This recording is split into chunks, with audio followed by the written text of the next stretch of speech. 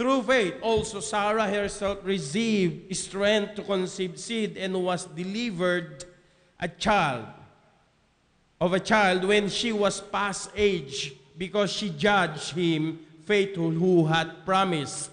Therefore sprang there even of one, and him as good as dead, for many as the stars of the sky in the multitude, and as the sun which is by the seashore innumerable.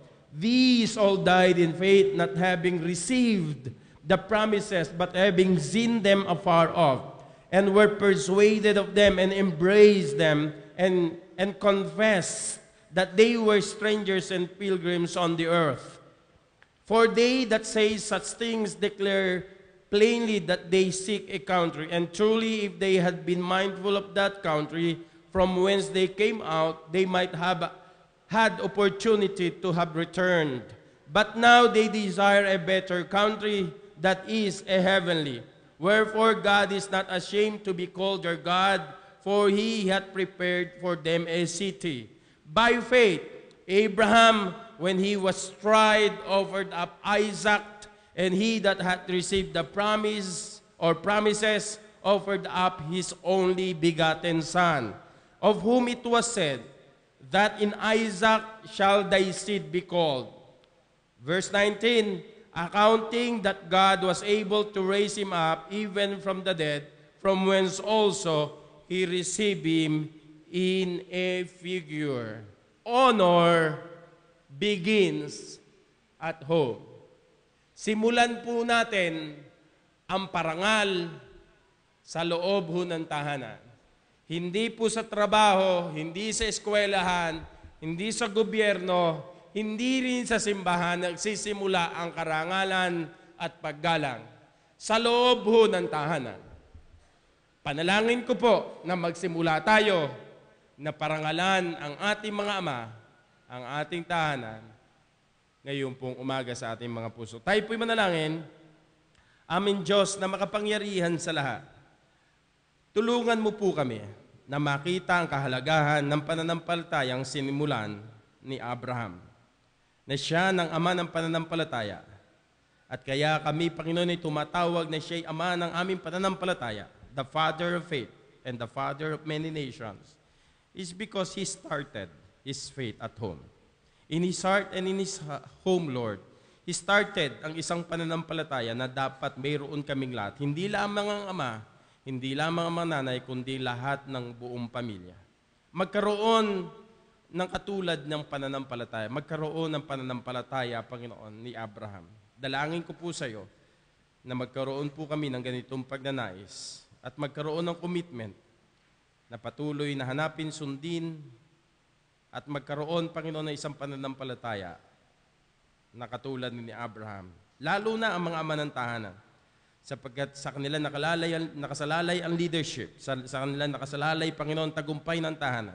Sa kanila nakasalalay, Panginoon, kung ano man ang mangyayari sa kanyang pamilya sa darating na panahon. Dalangin ko po sa iyo ang pananampalataya rin, Panginoon, na magtataas at magtataguyod ng aming pong buhay spiritual at higit sa lahat ng tagumpay sa pang-araw-araw na buhay. And without this, Lord, alam namin imposible na kami maging maayos, maging godly, at maging magasayang ama ng tahanan kung wala ang tunay na pananampalataya. Lord, bigyan mo po kami ng tunay na pananampalataya ng katulad ng kay Abraham, upang sa gayon dakilang Diyos, magsimula ang karangalan at parangal sa aming mga tahanan. Ito lamang po ang aming dalangin sa matamis sa pangalan ni Jesus. And God's people says, Amen. Ito ang Biblia ko. May King James Bible 16:11. Binubulay-bulay ko to araw at gabi. Binabasa ko to. Pinag-aaralan ko ito. Pinakikinggan ko to. Sinusunod ko ito. Inaayos nito ang pamilya ko at ang buhay ko. Do you believe that? Please be seated. Honor begins at home. So tingnan po muna natin yung number 1 na ating pong point for this morning. Number 1, paano magsisimula ang karangalan sa loob ng tahanan? First, let's see the pilgrimage of faith. Yung pong paglalakbay ng ating pananampalataya. Look at this, in verse 8 ng Hebrews chapter 11. Hebrews chapter 11, verse 8, by faith Abraham, when he was called to go out into a place which he should after receive for inheritance, obeyed. And he went out, not knowing whither he went. Ang sabi po ng Bible, sa pamamagitan ng pananampalataya ni Abraham, nung siya'y tawagin ng Panginoon, when he was called by God, ang sabi ng Bible, he obeyed. At kung papansinin po ninyo, nung siya'y tawagin ng Panginoon, he obeyed immediately. It is in the present participle. It means, while he was being called, he obeyed. In other words, instantly, immediately, habang siya'y tinatawag ng Panginoon, Abraham obeyed God by faith.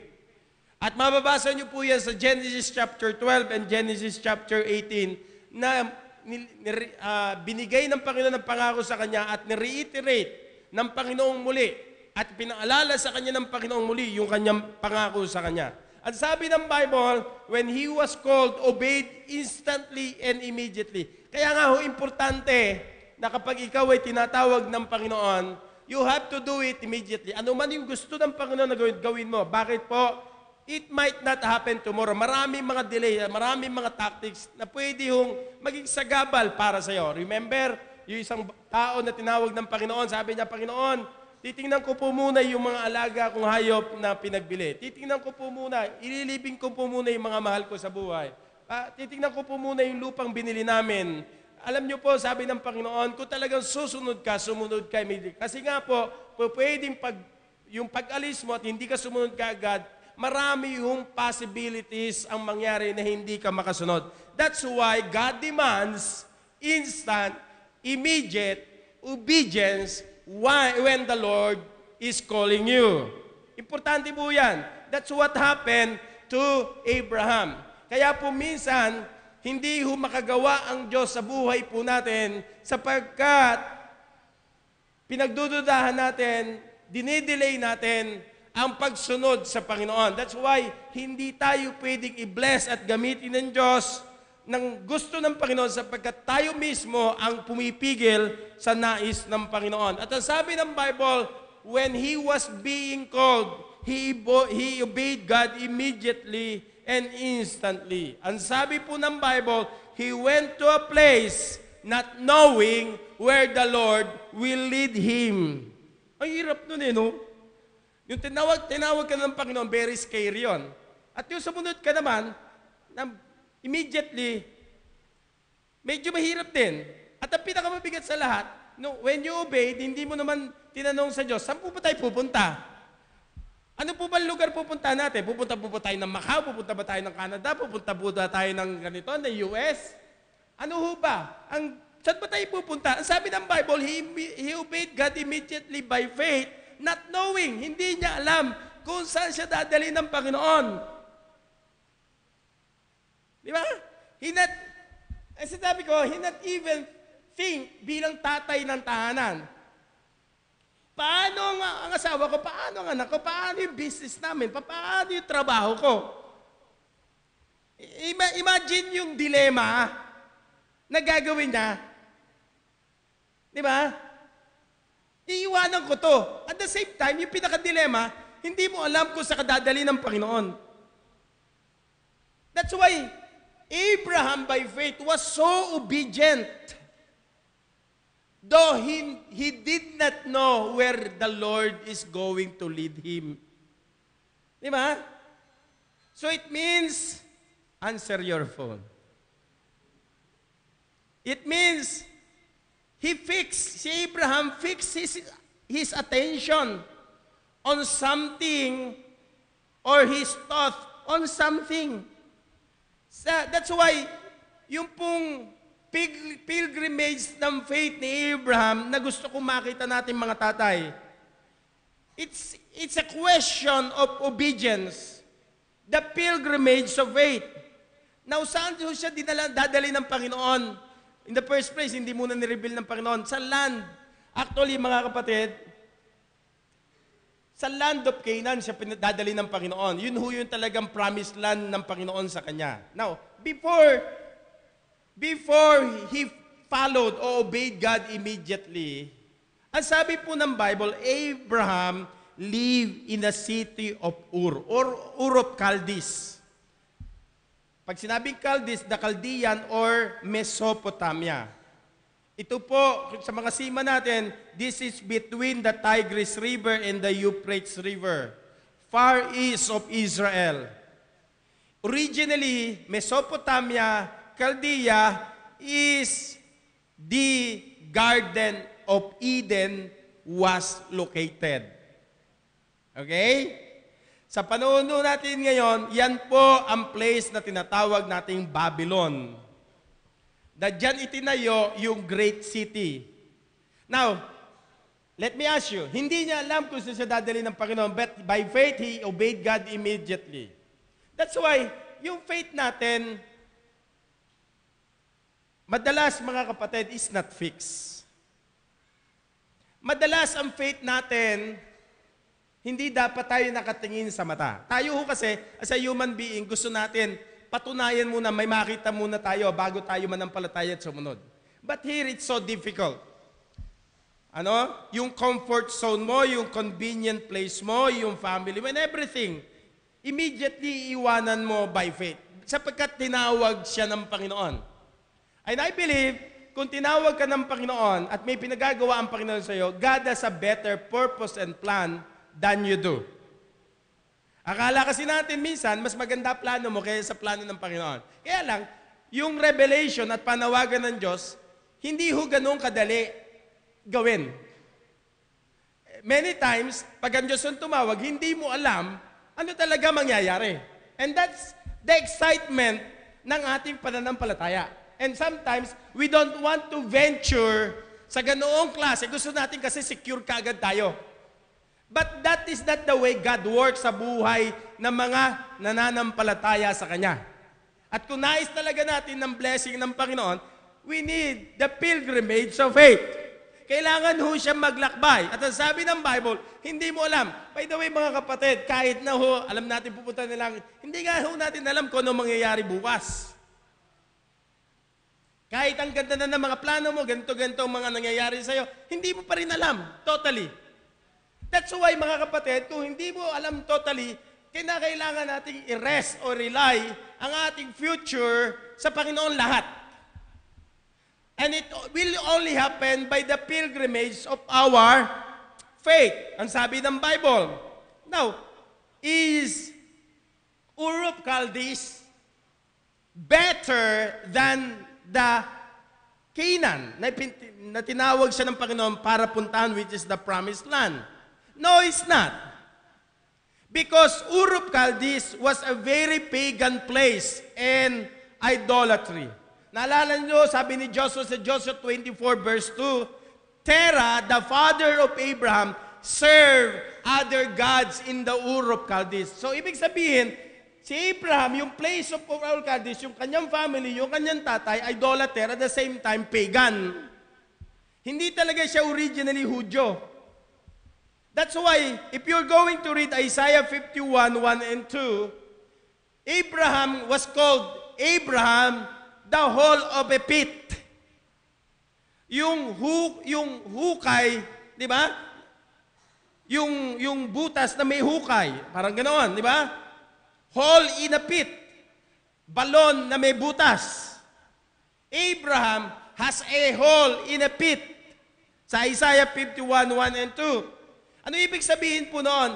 Abraham, when God called him, was living in a bad place, in a bad shape. He was living in a pagan and idolatrous place. So Abraham was a pagan. Abraham was a heathen. Sabi ng Bible, look unto Abraham. He had a hole in a pit. For I called him alone and blessed him and increased him. So God called him out of the hole of the pit. Ibig sabihin, pit of idolatry and pit of paganism. At nung siya'y umalis, at sapagkat siya'y sumunod sa Panginoon by faith, the Lord called him and declared him righteous. Di ba? Ganon din naman ho tayo. Tinawag tayo, God declared us what? Righteous when we believe God by faith. Doon ho magsisimula ngayon yung pilgrimage ng faith. Nung ilagay mo yung pananalig o pananampalataya mo kay Jesus Christ, the pilgrimage starts with your faith. Imagine that. Kinakailangan niyang i-forsake yung kanyang birthright. Kailangan niyang i-forsake yung kanyang tahanan. I-forsake niya yung kanyang mga lupain, yung kanyang family, yung kanyang mga loved ones. Kinakailangan niya i-abandon ang kanyang mga personal habits and ambition for future uncertainty. Ang hirap po nun, ano? Iwanan mo lahat just for future uncertainty. But the Bible tells us, Abraham, through faith, when God called him, obeyed immediately. Na hindi niya alam kung saan siya pupunta. That's the pilgrimage of faith. So, the life of faith begins with the breakdown of idolatrous system na ating pong ipinamumuhay. Alam niyo po, idolatry is not just yung man-made idols. It can be your personal interest, ambition, fashions, entertainments, desires, and ambition. That's why salvation demands separation. Practical separation from the world is the beginning of the pilgrimage of our faith. Kaya kung ikaw ay sinasabi mong ikaw ay safe pero hindi ka magse-separate sa sistema ng mundo, mahihirapan kang lumakbay sa isang buhay o lumangoy o lumusong sa isang pananampalatayang hindi mo alam kung anong gagawin ng Diyos.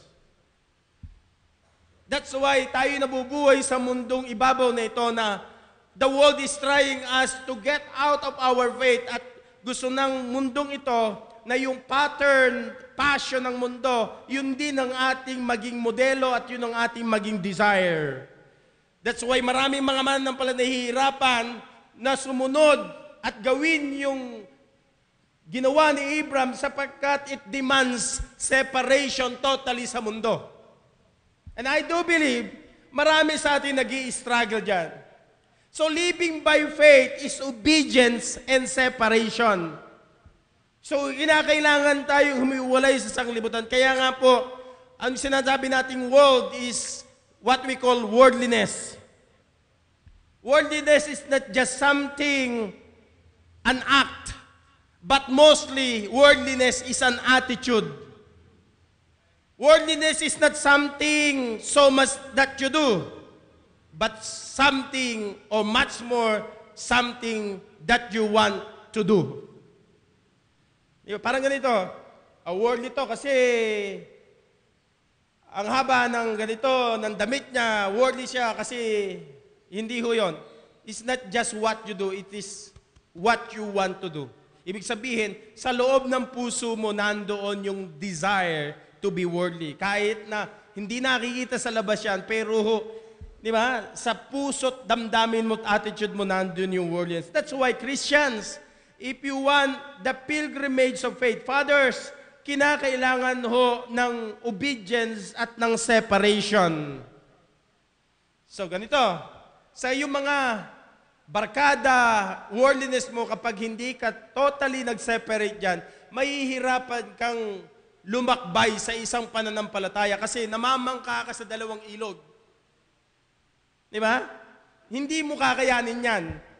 Mahirap po yun. Sa dalawang relasyon, sa dalawang mundo, kinakailangan kang mamili kung ano talagang buhay at landas na tatakbuhin mo. And God, as far as God is concerned, God saved you and He demands obedience and what we call separation. Kaya maraming peer pressure sa labas, sa eskwelahan, sa trabaho, that keeps you from the pilgrimage of faith. Diba? 1 John chapter 2, verse 15. Sabi ng Bible, love not the world, which is the system, the philosophy, the values. Ano sumunod? Neither the things. Pwedeng iPhone, iPad. Diba? Pwedeng maging idol yan.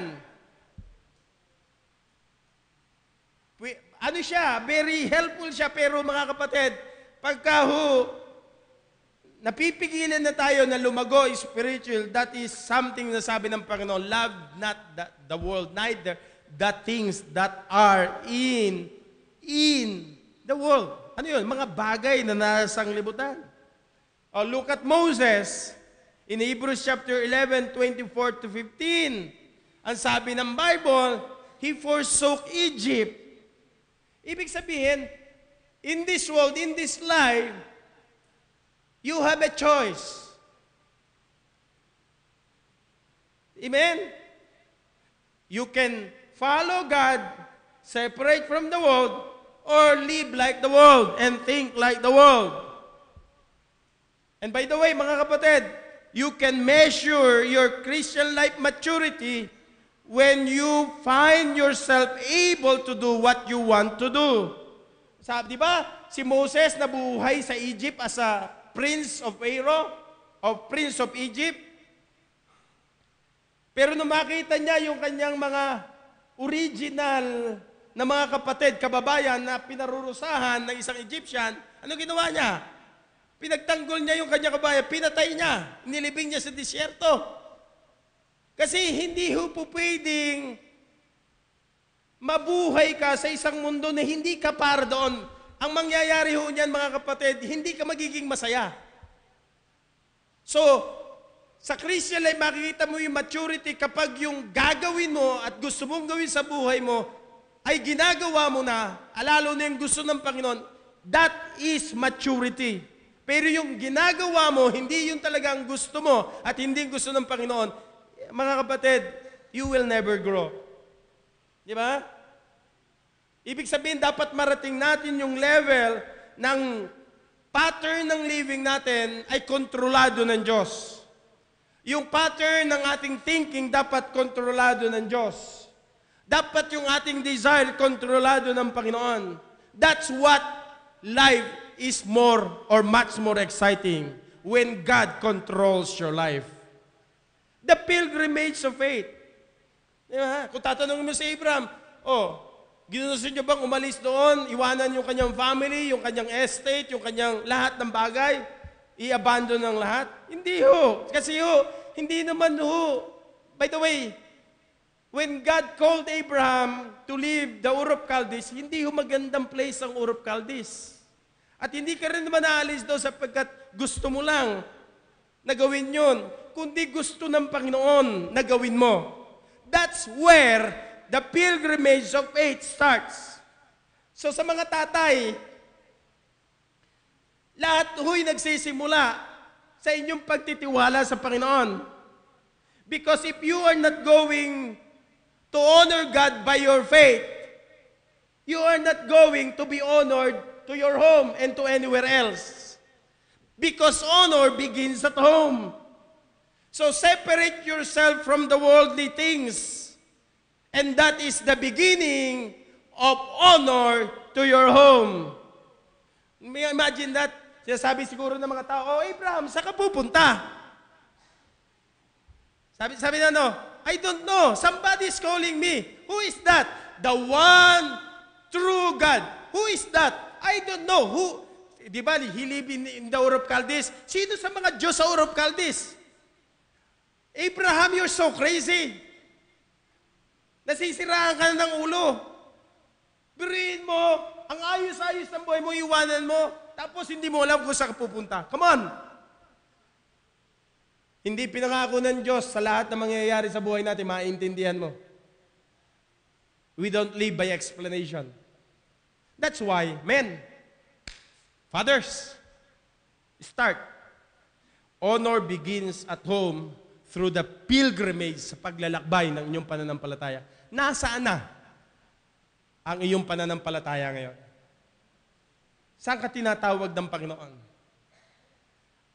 At sinusunod mo ba ang Diyos immediately, instantly? At willing ka bang mag-separate para magsimula ang karangalan at parangalan ng Panginoon sa iyo, sa iyong pananampalataya? Ang unang napiplease at pinararangalan ng Diyos, hindi naman ang mundo, pinararangalan niya yung success mo. Tama? Mayaman ka, maganda trabaho mo, sexy ka o gwapo ka, pero ang Diyos, ang pinararangalan niya at natutuwa siya sa pananampalataya. Without faith, it is impossible to please God. You see that? Pangalawa, honor begins at home through the pilgrimage of our faith. Number 2, through the patience of faith. Verse 9, follow me. It's a wonderful experience ng pananampalataya ni Abraham. The patience of faith in verse 9. Come on, let's read together. Verse 9 ng Hebrews chapter 11, by faith, he sojourned in the land of promise as in a strange country, dwelling in tabernacles with Isaac and Jacob, the heirs with him of the same promise. Ano sabi ng Bible? By faith, what? He sojourned. It means, when we say sojourn, he stayed. Di ba? Doon sa lugar, nanatili ho siya. At saan siya nakatira? Sa tabernacle. Ano yung tabernacle? Sa tents.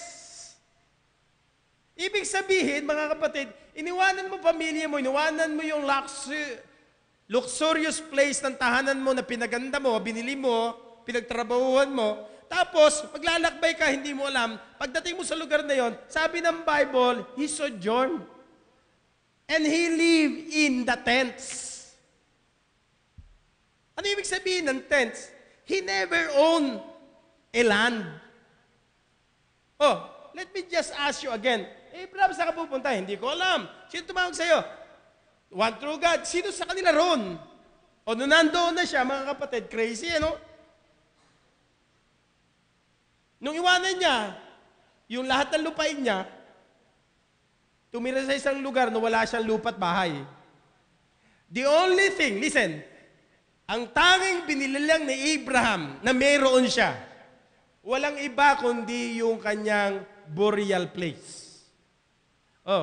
Mga tatay, baka napaghahandaan nyo lahat, pero libingan nyo, hindi nyo pinaghahandaan. Importante ho yan. Bakit?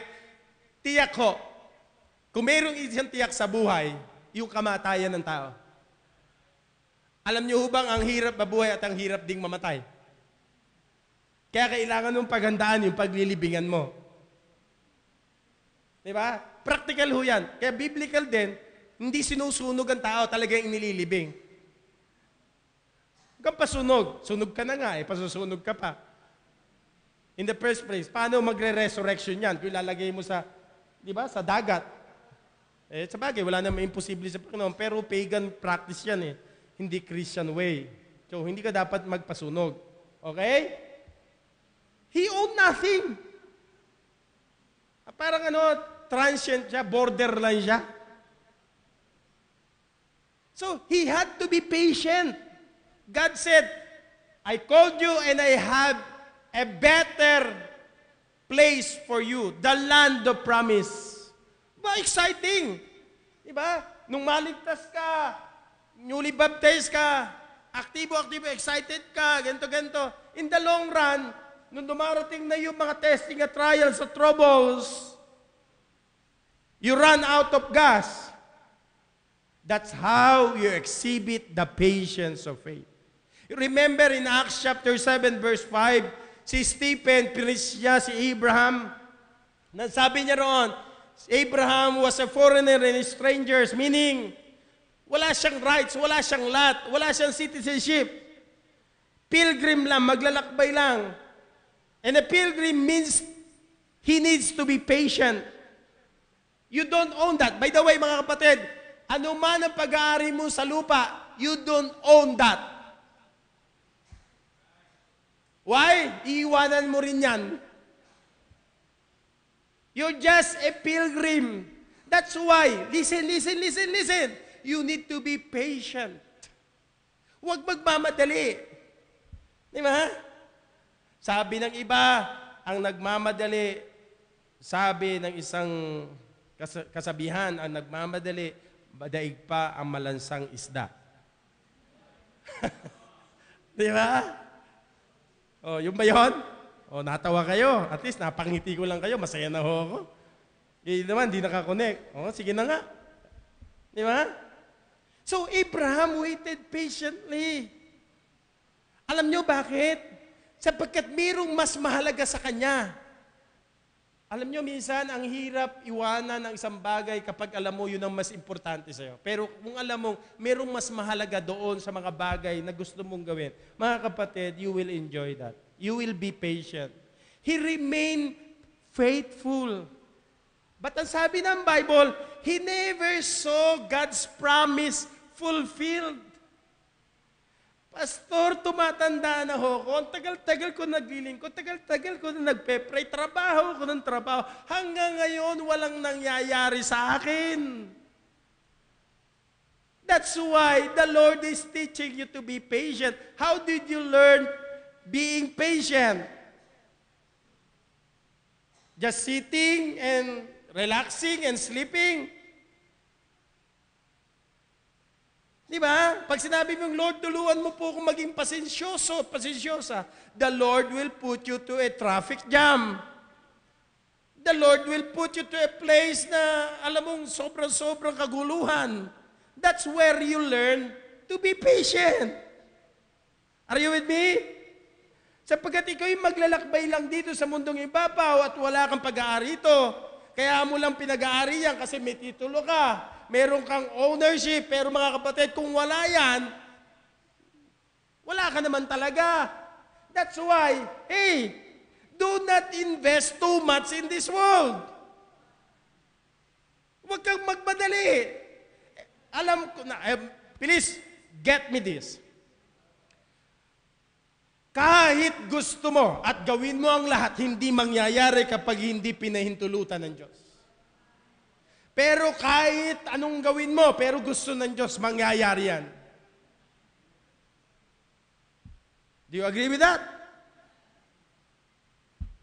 Kaya minsan nahihirapan mo tayo kasi gusto nating madaliin ang lahat ng proseso ng Panginoon. Maglalakbay ka nga you don't know what will happen next.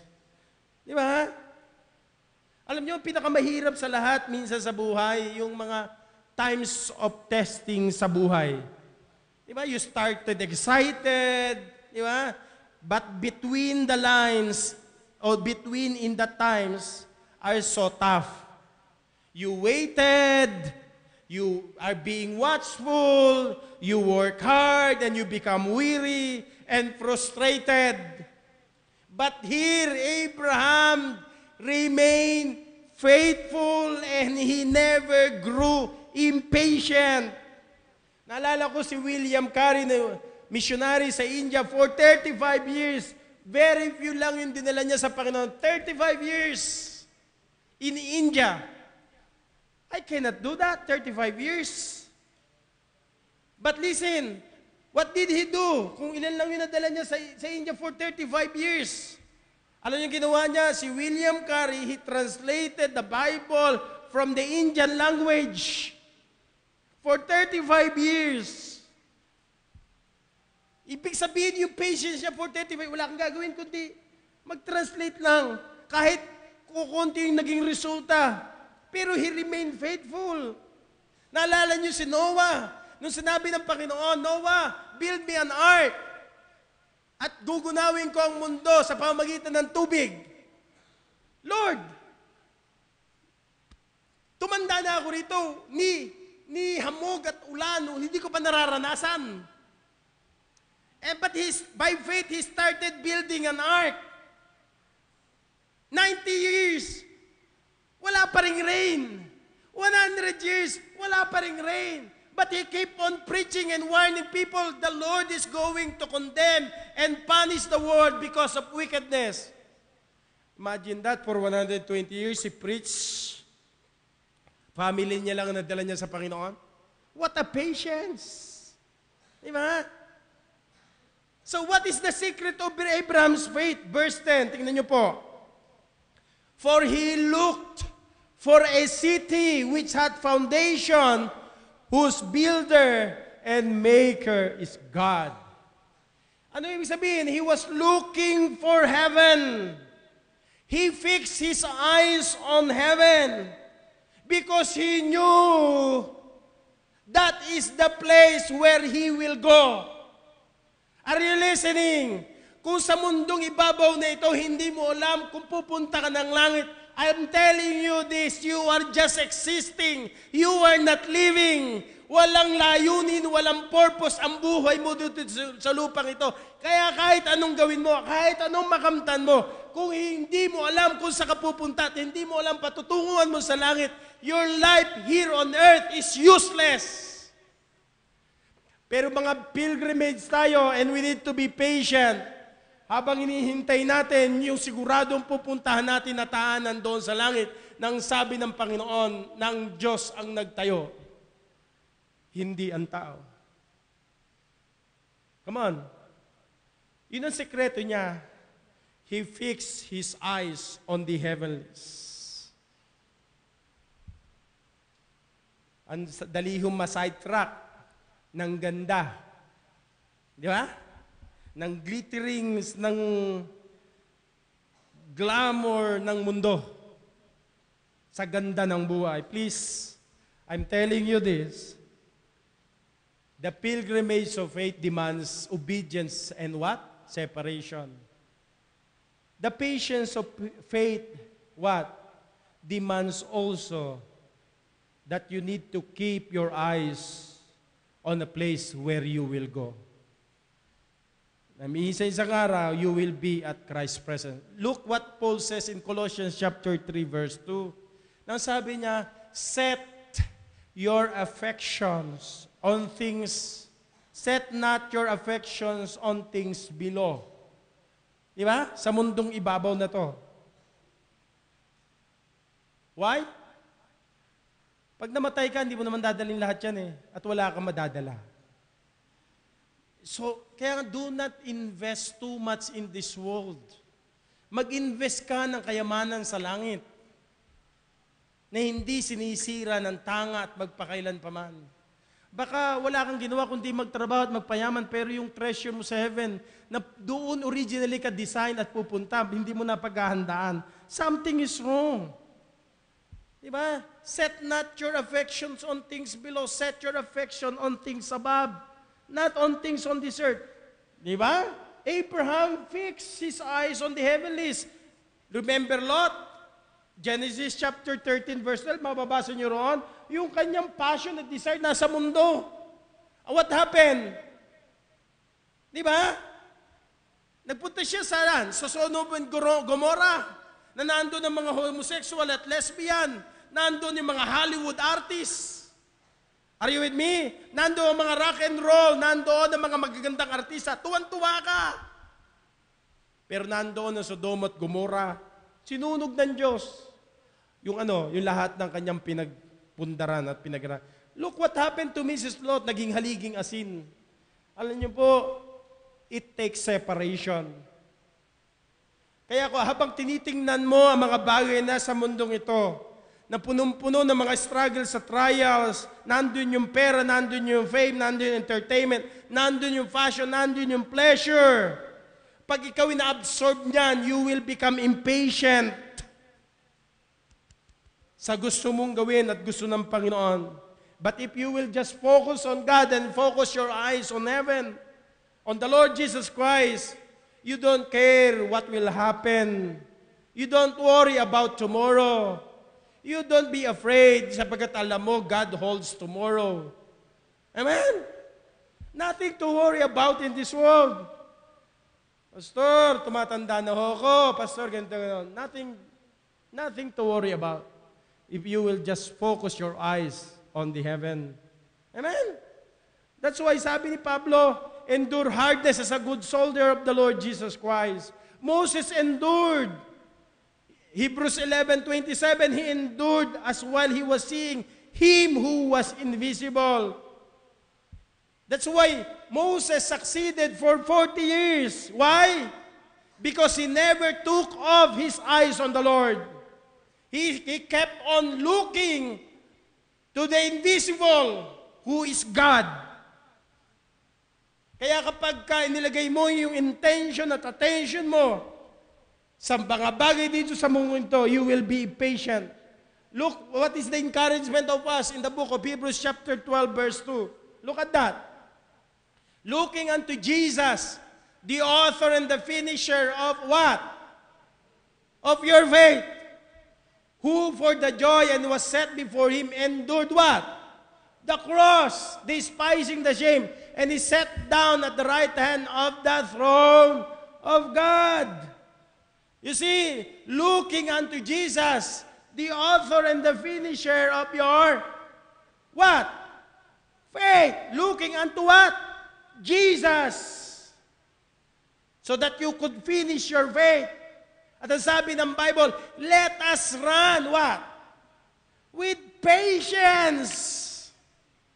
So habang tayo nakatingin sa langit at sa Panginoong Jesucristo, sabi ng Bible, may takbuhin na inilagay sa atin ng Panginoon. You don't run looking at your feet. Are you with me? You don't run while you are running. Tinitingnan mo yung paligid. Habang tumatakbo ka, tinitingnan yung paa mo. Baka. Ang tinitingnan mo yung finish line. Yung goal mo. Kaya marami sa atin, pag tiningnan mo ang kapaligiran, tiningnan mo sarili, madadapa ka. You will become impatient. Alam nyo, ang pinakamahirap sa lahat na naghihintay. Alam nyo, minsan ikaw na yung nagbabayad. Kasi gusto natin mga easy, instant coffee, instant noodles, mga fast food, instant money, instant gratification ng flesh. Diba? Instant girlfriend text. Diba? Sa sa internet. Oh. Lahat, you can get this in to this world. Pero sa sistema ng Panginoon, hindi ganoon kadali. The Lord is teaching us to be patient. So habang nakatingin tayo, sabi ng Panginoon, let us learn to be patient. Let us run with patience. Kaya marami sa atin hindi nakakatapos. Are you with me? Hindi nakakarating sa finish line. Huwag kang magmamadali sa pag-aasawa. Listen, let me just give you an advice. Kung maghahanap ka ng boyfriend, mapapakasama mo, kinakailangan yung taong yan, punong-puno ng pananampalataya at katapatan sa Diyos. Wag lang gwapo, wag lang Kristiyano basta-basta. If you want to have a better life, better future, find the best partner in the future na binigay ng Diyos sa'yo. How? Mga lalaki at babae na nakita mo yung kanyang pananampalataya at yung kanyang katapatan sa Diyos. Huwag kang mag-aasawa basta-basta lang. Yang ganda mong yan, na para kang ubas, pagkakamali ka ng papangasawa mo, ibay naman natin, para kang pinitpit na patatas.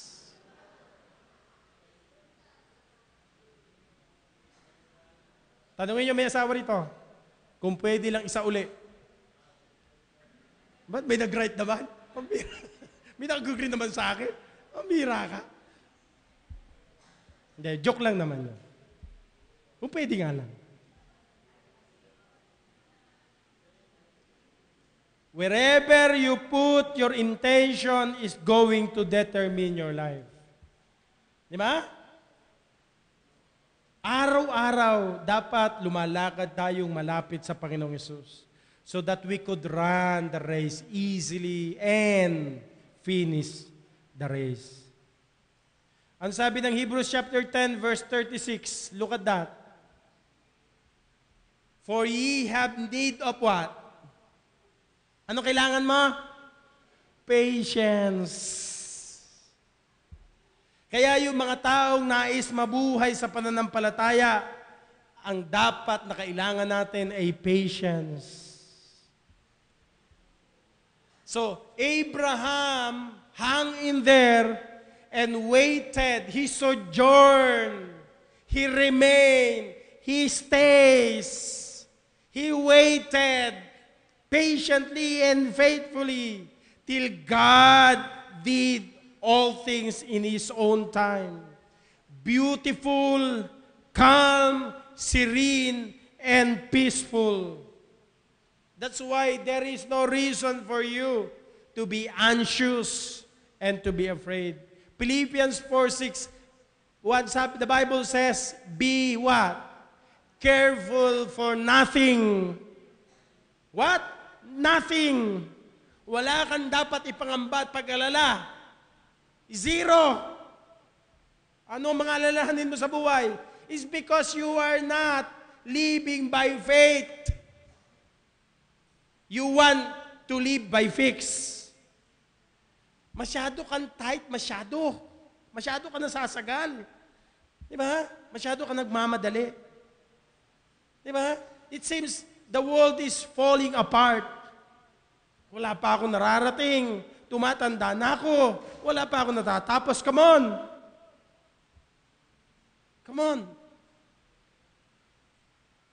Huwag kang magmadali.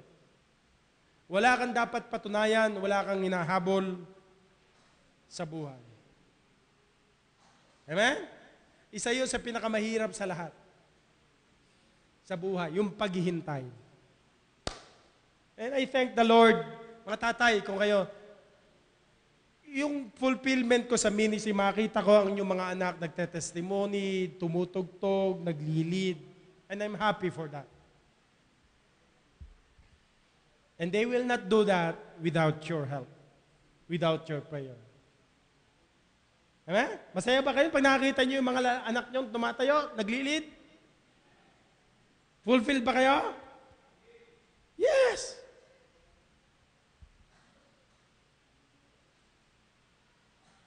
Number 3, not only the pilgrimage of faith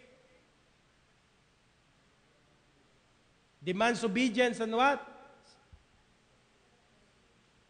Separation.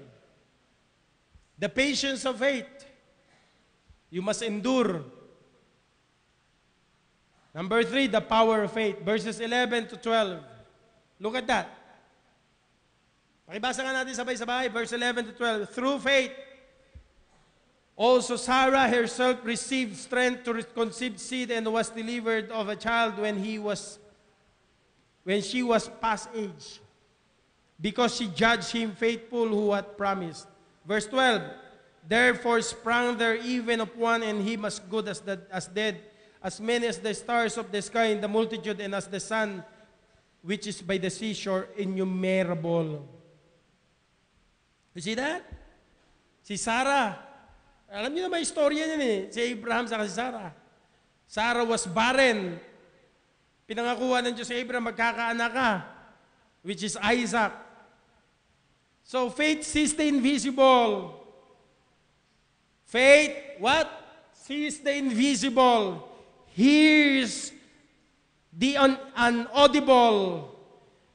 Touches the intangible and accomplishes the impossible. True faith has power. Imagine that Sarah was 90 years old. Abraham was already 100 years old. 99.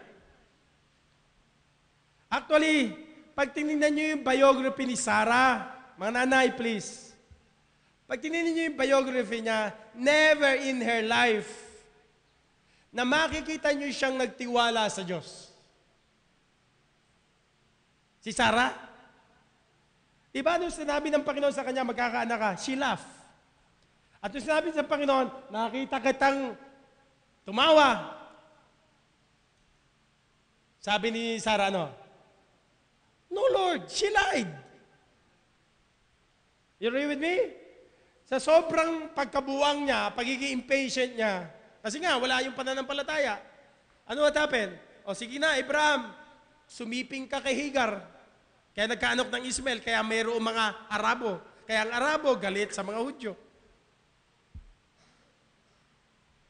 Dahil lang sa kalokohan ng tatay. Di ba? Akala niya, yun ang solusyon. Hindi palagi pwede shortcut no? So, true faith has power. Lord, magkakaanak ba ako? By the way, kay Sarah lang yon. Hindi lahat ito nanampalataya, magkakaanak. Only if it is God's will. Alam naman natin sa Bible, di ba? Is there anything too hard for the Lord? None. Test Him and see. So the pilgrimage of faith, obedience and separation. The patience of faith, waiting for God's time, focus on heaven. Number 3, the power of faith, doing the impossible by faith. And number 4, the positivism of faith. Ito, kailangan to sa mga men, sa mga tatay. Dapat positibo ang ating pananampalataya. Verses 13 to 16. Imagine that, We'll not read that anymore. Look at that.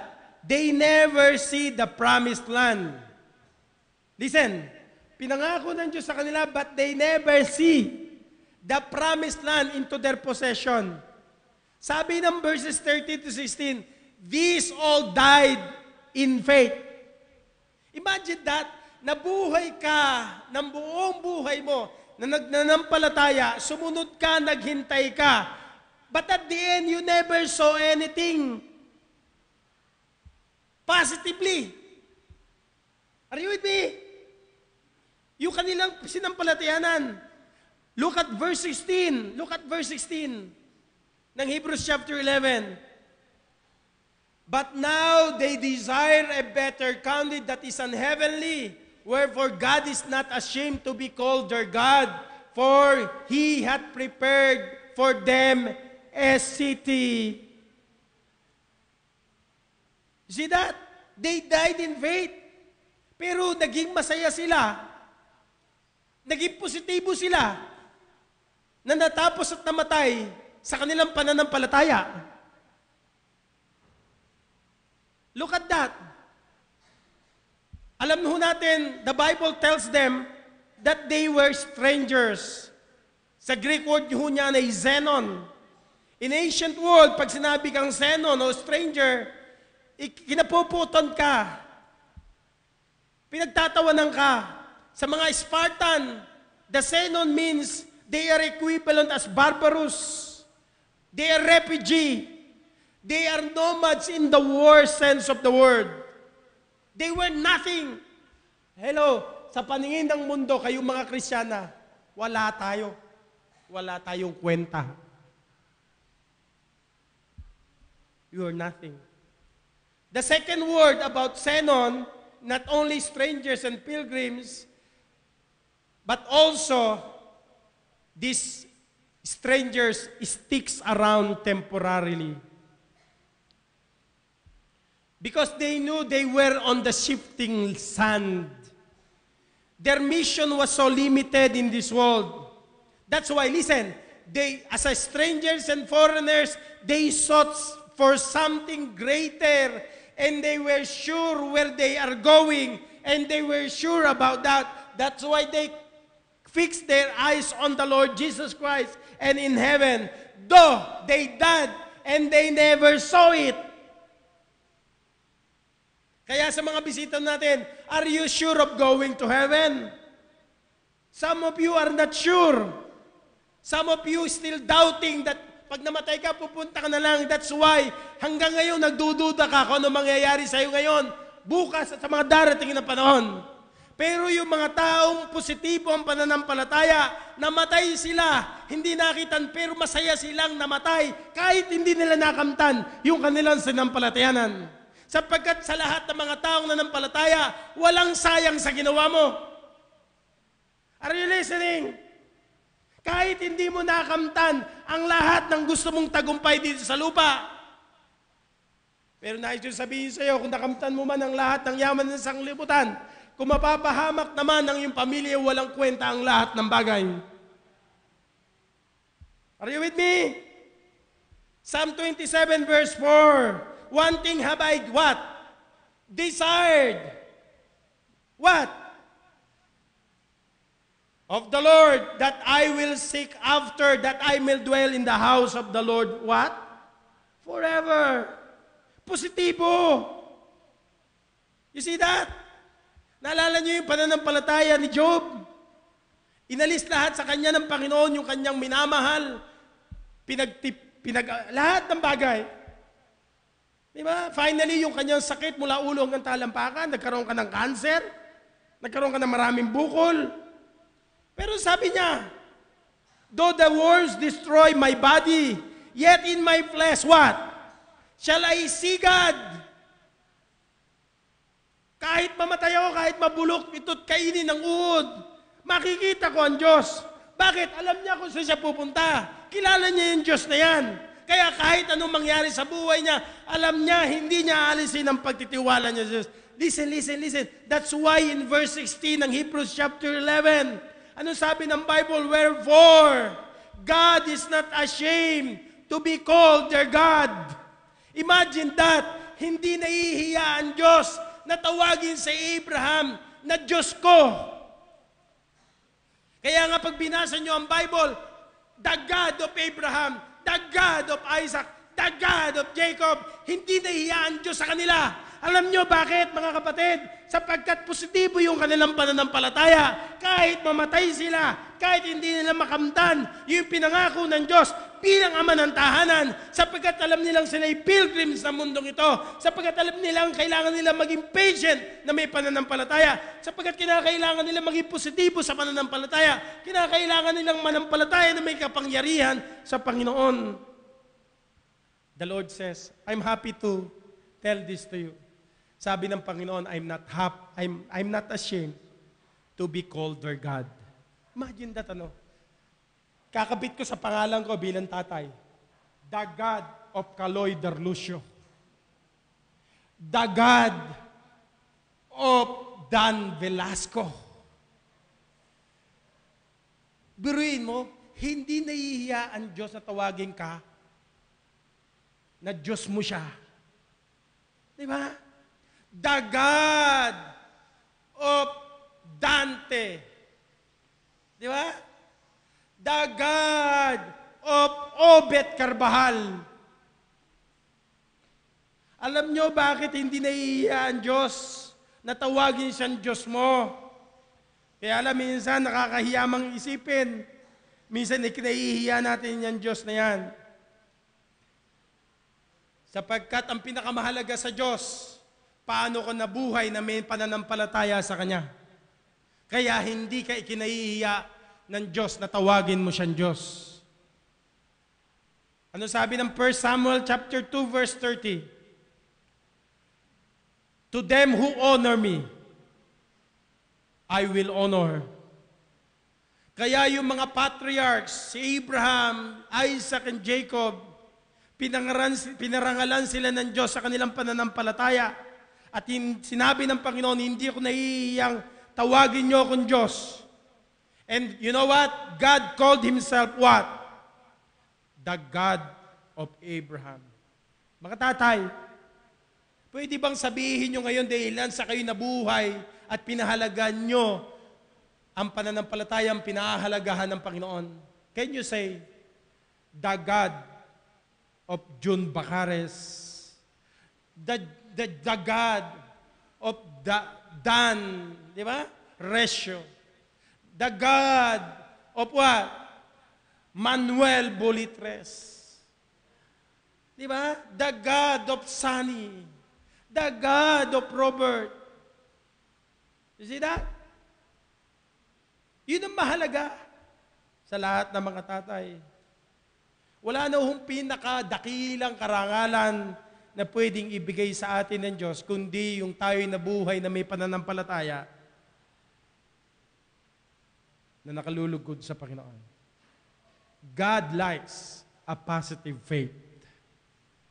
Do Do you have a positive faith? Number 4 and last. Amen. The proof of faith. Verse 17. This is the real test of faith in the long run. Ano sabi ng Bible? By faith, Abraham, when he was, what? Tried. Offered up Isaac, and he that hath received the promises offered up his only begotten son. Medyo mabigat yan.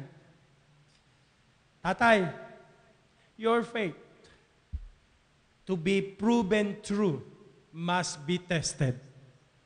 Mga tatay, your faith, if it is true, if it is gold, it would be tested. Mga tatay, that is the proof of faith. You know what Abraham believed? Imagine that, ano?